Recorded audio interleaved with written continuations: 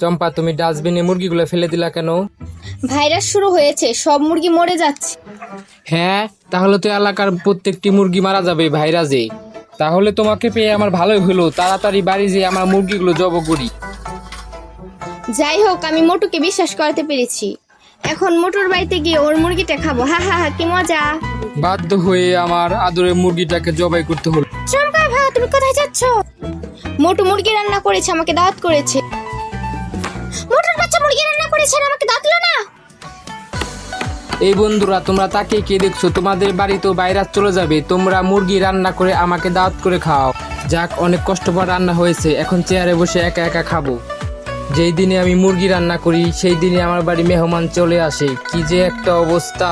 যাই হোক, মনে হয় আজকে কোনো মেহমান আসবে না, তাই আচারটা মাখিয়ে নিই।